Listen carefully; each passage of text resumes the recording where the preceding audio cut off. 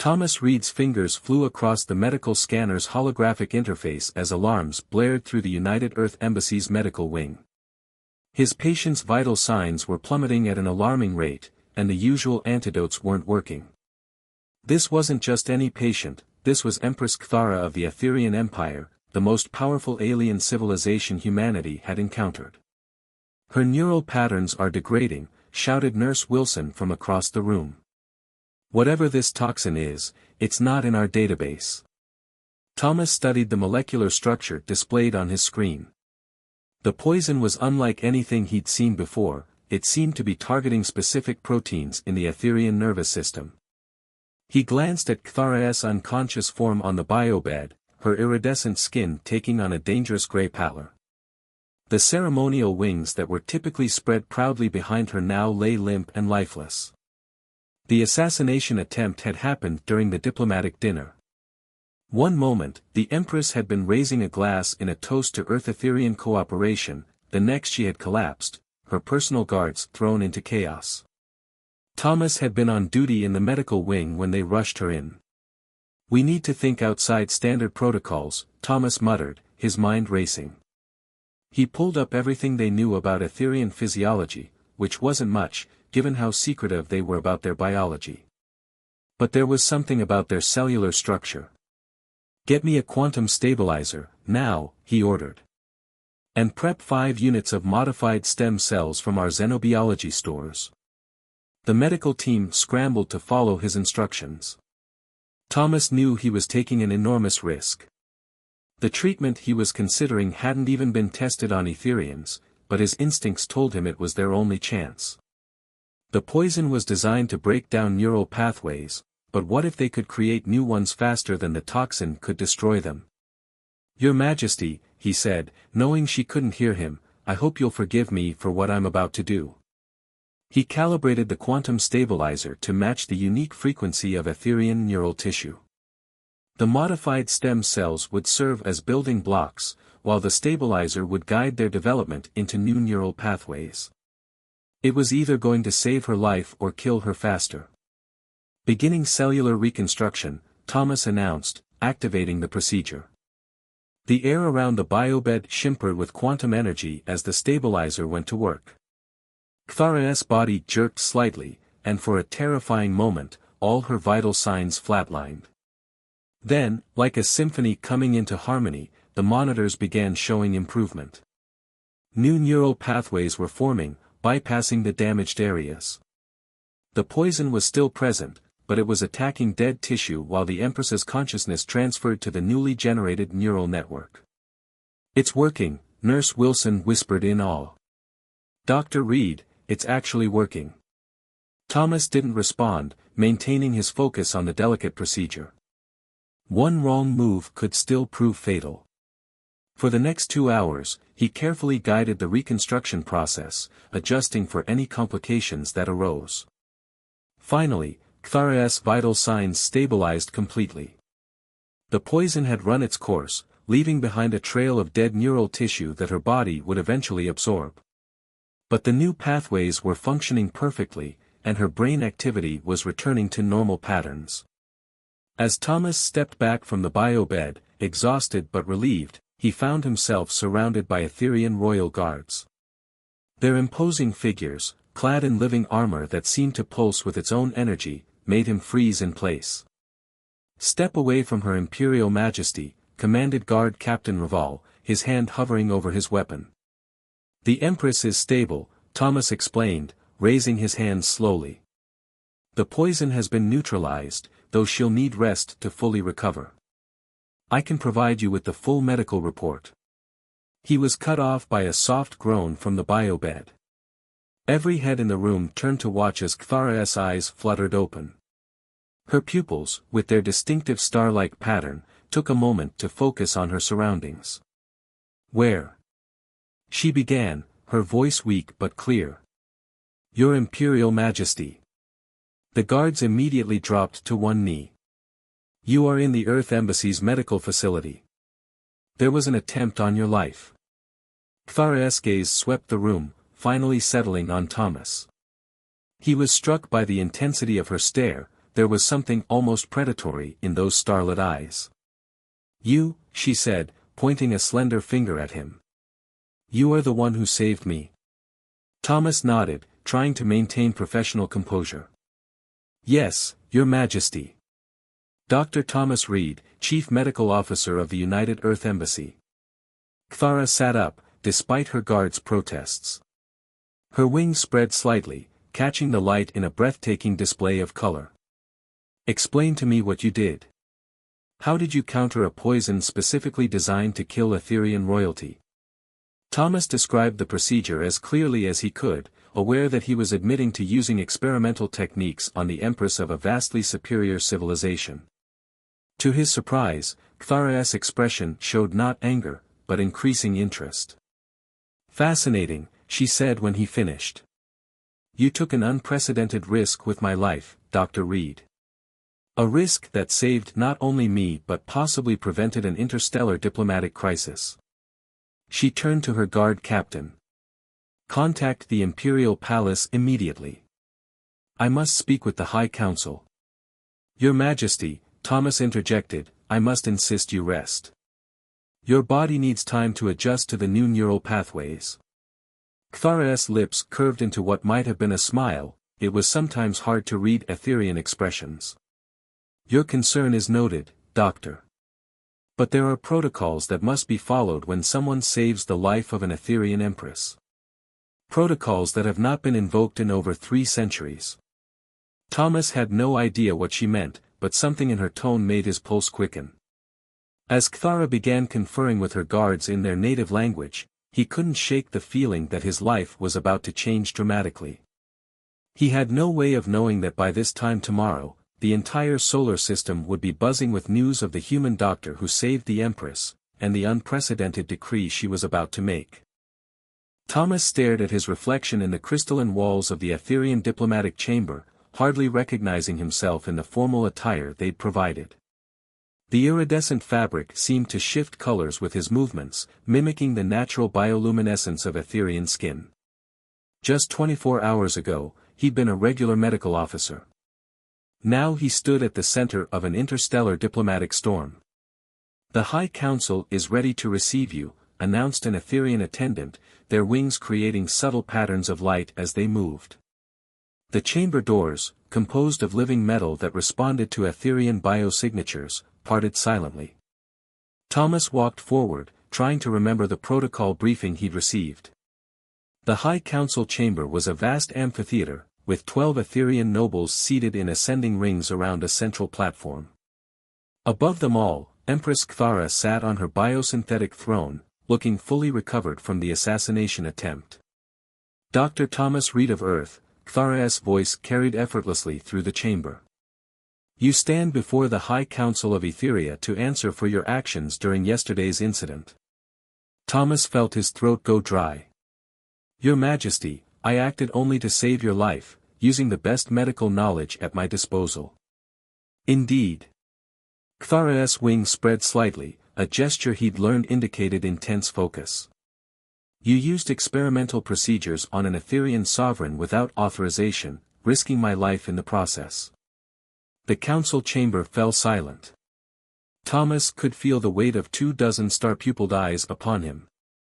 However, Cthara continued, "Your actions were successful. More than that, they demonstrated remarkable insight into Etherian biology and exceptional quick thinking under pressure. These are traits highly valued in our culture." One of the council members, an elderly Etherian with pale, almost translucent wings, spoke up. "Your Majesty, surely you're not suggesting—" "I am invoking the right of life debt," Cthara declared, causing a ripple of movement through the assembled council. As written in the ancient laws, when a sovereign's life is saved by an act of extraordinary merit, they may claim their savior as their chosen mate. The chamber erupted in chaos. Thomas stood frozen, his mind struggling to process what he'd just heard. Marriage? To an alien empress? "Your Majesty," another council member rose, their wings flaring in agitation. "This law hasn't been invoked since the Third Dynasty. The savior in question is not even Etherian." The law makes no specification about species, Thara countered. And these are unprecedented times. The alliance between Earth and Etheria is crucial for both our peoples. What better way to strengthen it? Thomas finally found his voice. Empress, while I'm honored, shouldn't I have some say in this matter? The chamber fell silent again. Thara's gaze fixed upon him with that same predatory intensity he'd noticed in the medical bay. Of course, Dr. Reed. The right of life debt allows me to choose you, but you must also choose to accept. However, understand that refusing would be considered a grave insult to the Empire. Thomas's diplomatic briefing hadn't covered anything like this. He could feel the political weight of the moment. Refusing might damage the fragile alliance between their worlds. But marriage to an alien empress? I request time to consider this honor, he said carefully. Thara's expression softened slightly. Granted. You have until the next rising of Etheria's third moon, approximately 1 Earth week. Until then, you will remain here as my honored guest. As Thomas was led from the chamber by attendants, his mind raced. The week ahead would determine not only his future but potentially the future of human-Etherian relations. He thought back to Thara's expression in the medical bay, wondering if there was more to her choice than mere political convenience. In his quarters that evening, he received a message from Earth's diplomatic corps. They were strongly encouraging him to accept the proposal, citing the potential benefits to human-Etherian relations. There were also warnings about possible consequences of refusal. But as Thomas watched the alien sunset through his quarters' crystal walls, he found himself thinking not of politics, but of Thara herself. There was something compelling about her, not just her alien beauty, but her strength, her intelligence, the way she commanded respect. A soft chime announced a visitor. The door dissolved to reveal Thara herself, without her usual entourage. Your Majesty, Thomas straightened immediately. I wasn't expecting. Please, she held up a hand. When we're alone, call me Thara. May I come in? Thomas nodded, and she entered, her wings catching the light of the setting sun. For a moment, they stood in awkward silence. I imagine you have questions, she said finally. A few million, Thomas admitted. Starting with, why me? Really? Thara moved to the window, her profile silhouetted against the purple-orange sky. You saw me at my most vulnerable. You had my life in your hands, and you didn't hesitate. You found a solution no Etherian doctor would have considered. That kind of innovative thinking, that courage, these are qualities I need in a mate. And the political advantages? Are significant, she acknowledged. But secondary. Thomas, our peoples are at a crucial junction.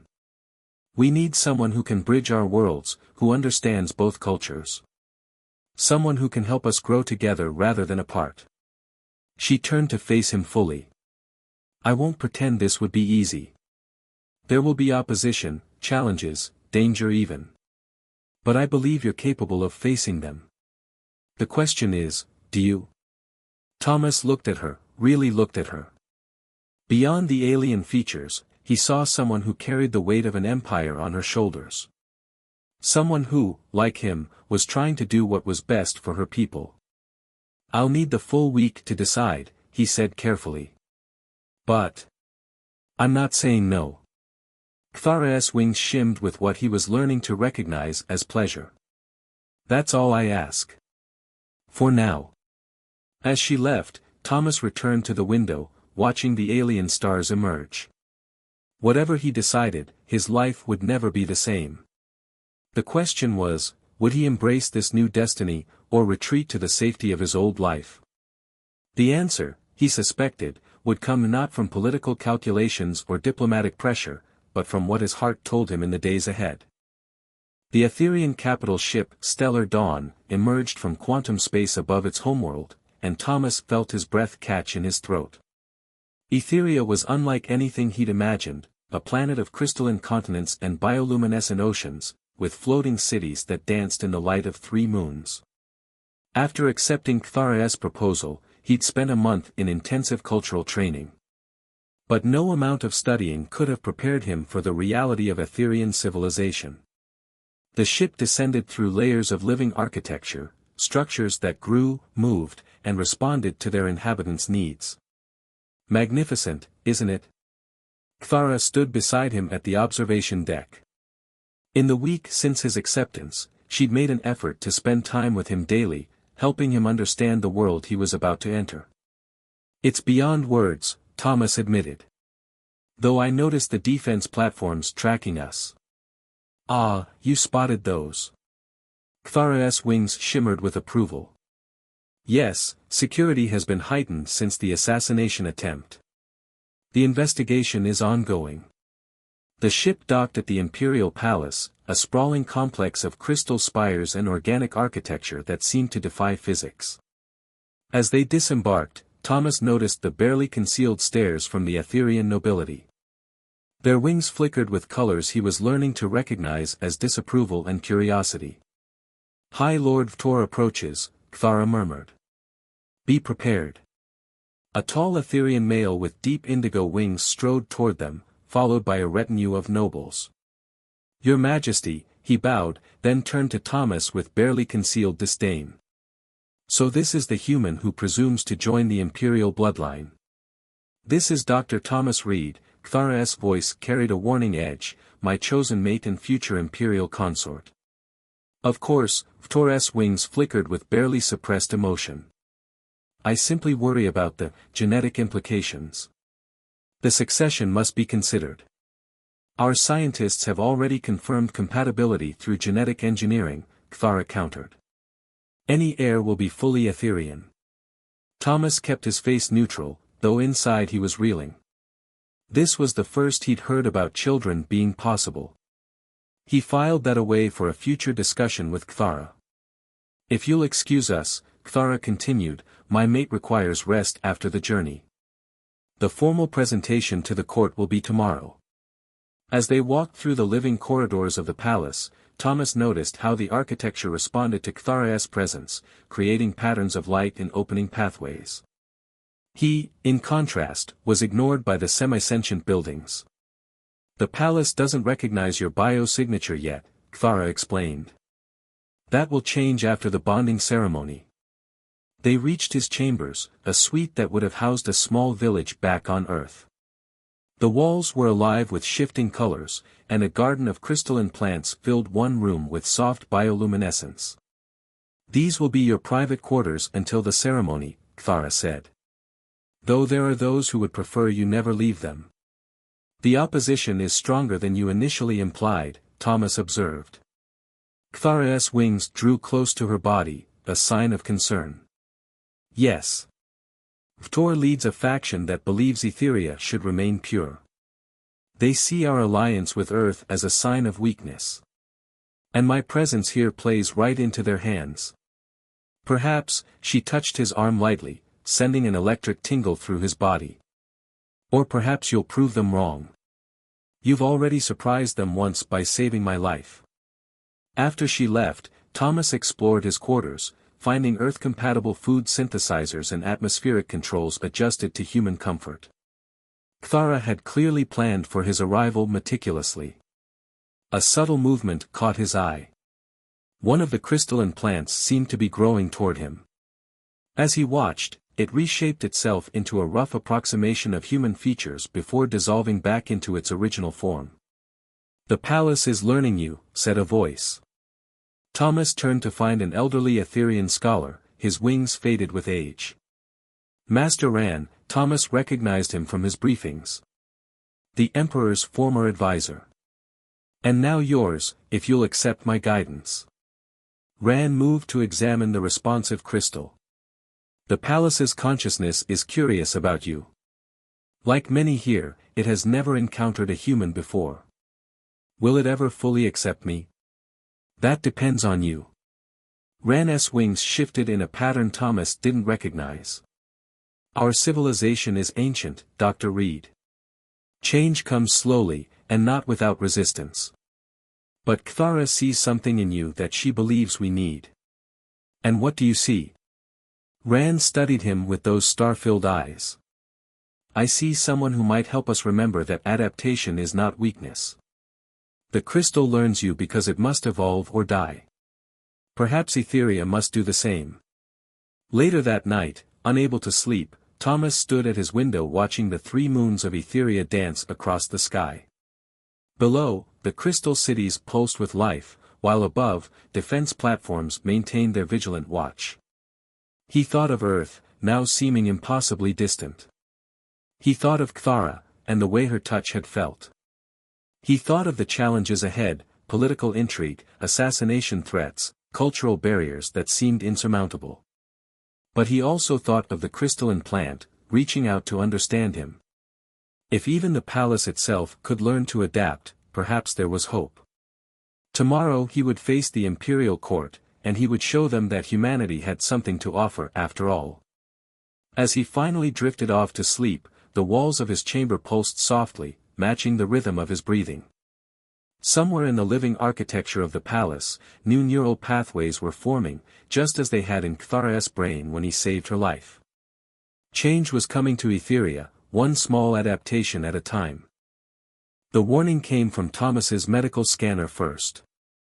He'd modified the device to continuously monitor Etherian biosignatures after the first assassination attempt, and now it was detecting subtle anomalies in the palace's environmental systems. Cthara, he interrupted the Empress's meeting with her economic advisors. We need to leave. Now. She recognized the urgency in his voice, rising immediately despite her advisors' protests. They'd barely cleared the chamber when the air shimmered with an almost invisible mist. Neurotoxin, Thomas confirmed, checking his scanner. Similar molecular structure to the first attempt, but more sophisticated. Cthara's wings flared with anger. The chamber is supposed to be secure. The palace itself has been compromised, Thomas finished. The toxins being distributed through the building's neural network. Someone's turned the palace's own systems against us. They hurried through corridors that were already beginning to pulse with warning colors. Guard Captain Raval and his team converged on their position, wings tight with combat readiness. The safe rooms are contaminated, Thomas told them. We need to get outside the palace's neural network. The sacred caverns, Cthara decided. They're naturally formed crystal, no connection to the palace systems. They fought their way down, through levels of increasingly erratic architecture. The palace, confused by conflicting commands, alternately tried to help and hinder their progress.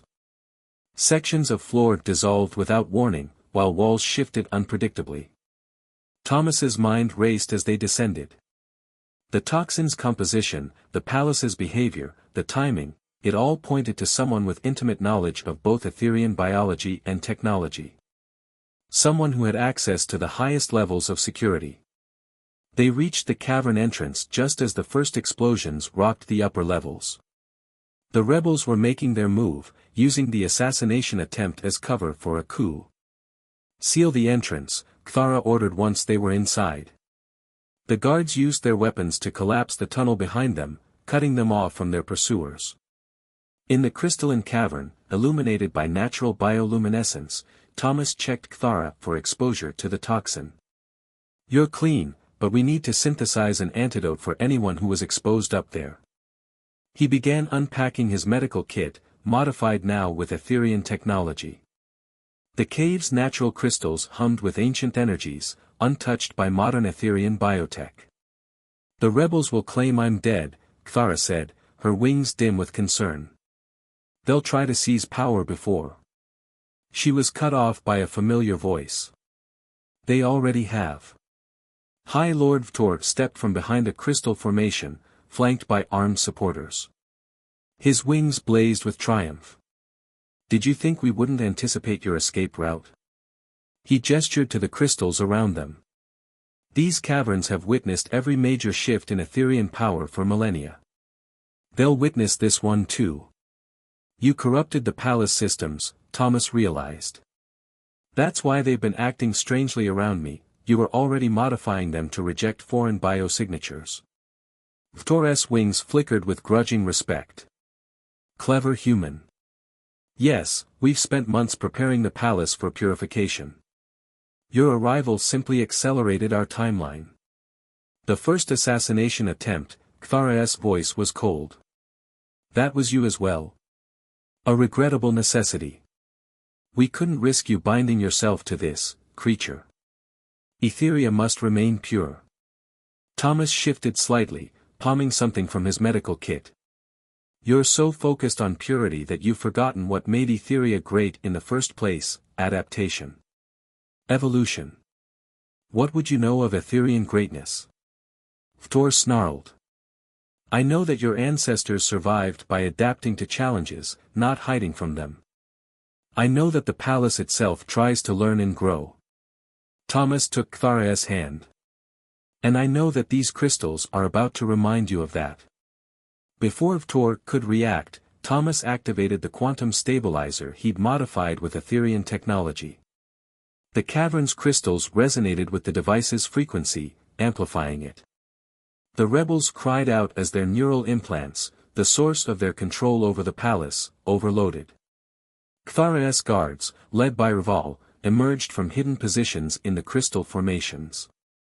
They'd followed Thomas's plan, using the rebels' own prejudices against them. No one had suspected the human would understand Etherian crystal technology well enough to use it as a weapon.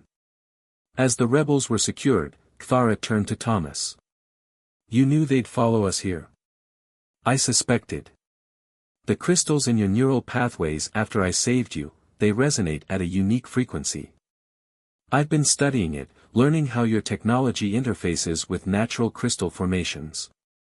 When I realized the palace was compromised, this was the only place that made sense for a confrontation.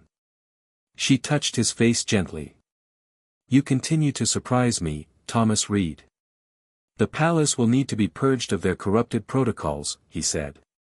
But maybe, when we rebuild its neural networks, we can help it learn to accept change rather than fear it. Above them, through layers of crystal and stone, they could hear the sounds of loyal forces retaking the palace.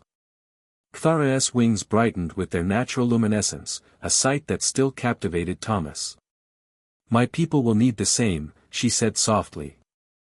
After this, there can be no more denial. Etheria must evolve. Thomas squeezed her hand, feeling the alien warmth of her skin. We'll help them learn. Together.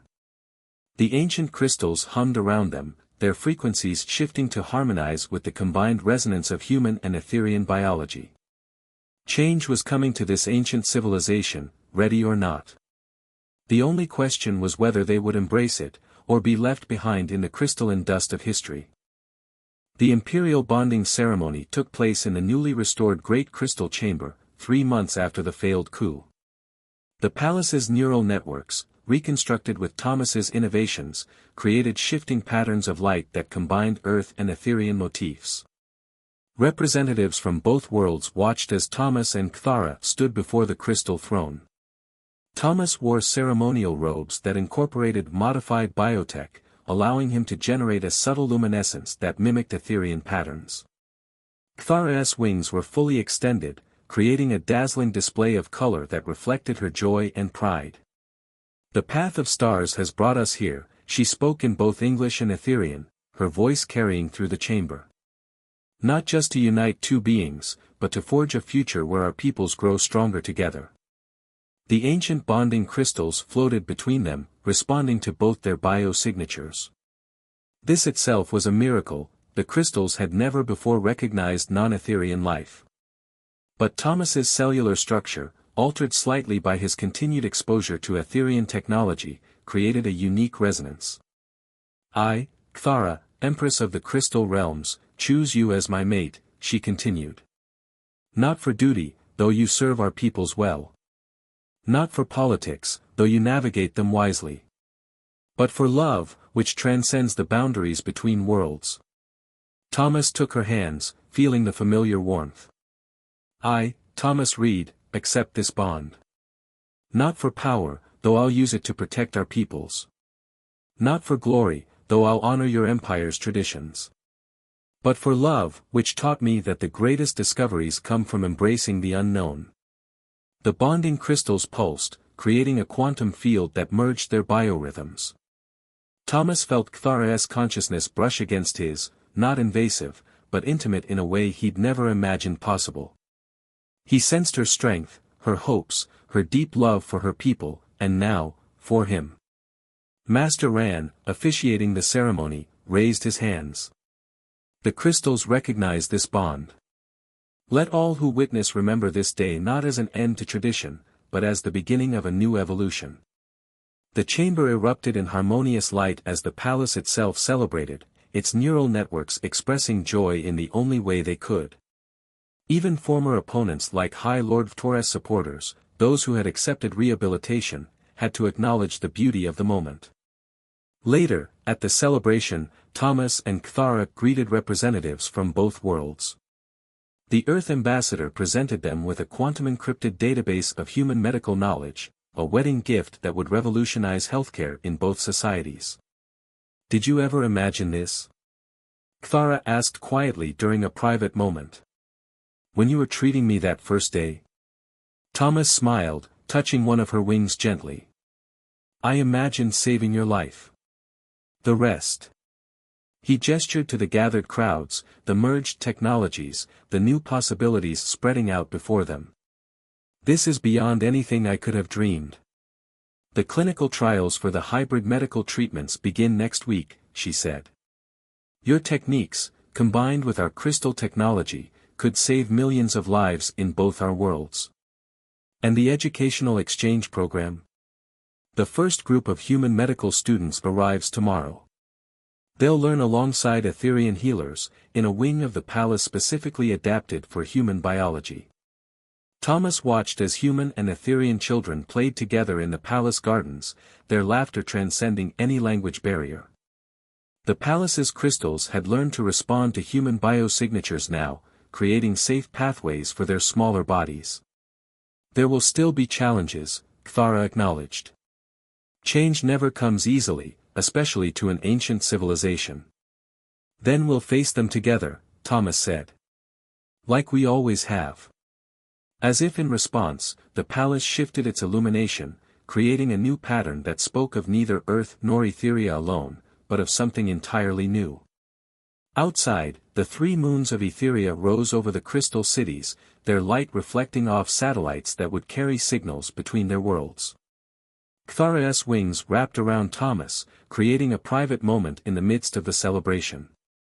In the warmth of their embrace, both felt the resonance of the bonding crystals, a reminder that the greatest strengths often come from the most unexpected unions. Above them, the stars watched as 2 civilizations took their first steps toward a shared future. And in the depths of the palace, the living architecture continued to adapt and grow, learning from both its ancient crystals and its new inhabitants that the purest tradition of all was the willingness to evolve.